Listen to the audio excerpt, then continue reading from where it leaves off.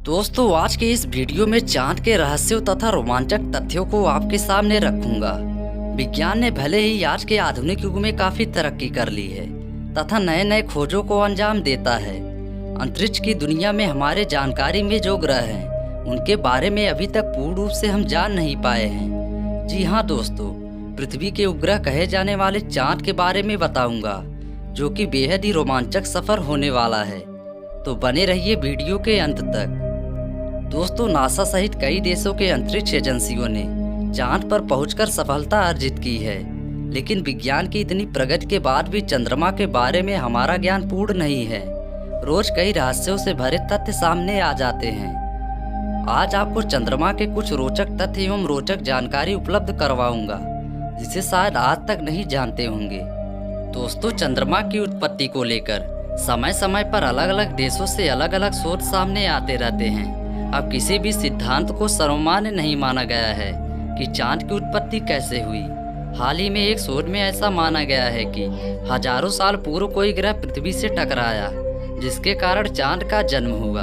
अपनी बात के प्रमाण के रूप में वो अपोलो यात्रियों द्वारा चांद से लाए पत्थरों को तस्वीर को मानते हैं, जो पूर्व में थिया नामक ग्रह था।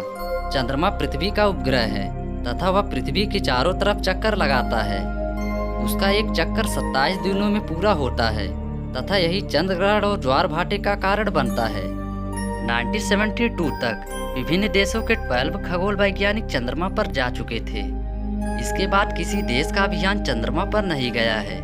चंद्रमा का कुल भार 81 अरब टन तक बताया जाता है, जो पृथ्वी के कुल भार का लगभग 70% हिस्सा ही है।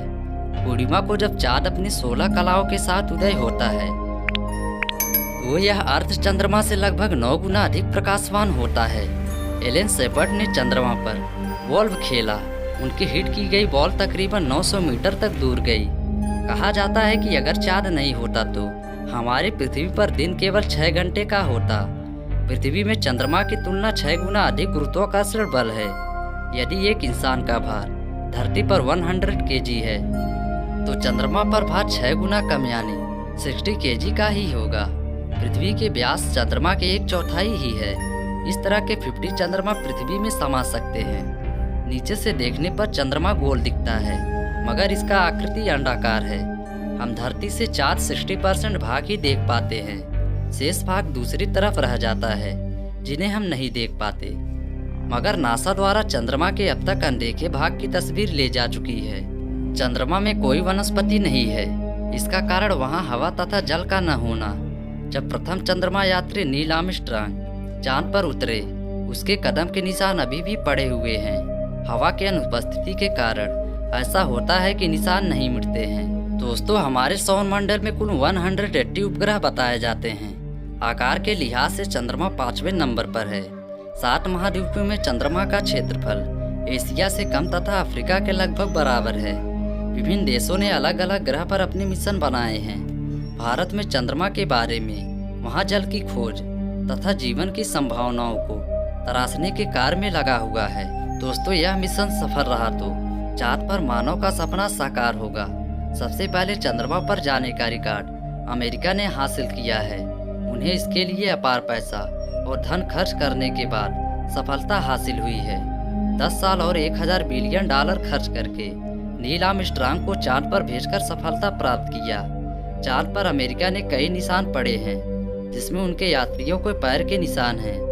राइट ब्रदर के जहाज का एक छोटा टुकड़ा, 60 मलमूत्र की थैलियाँ और स्वयं का वाईफाई का सेटअप करने में नासा सफल रहा है।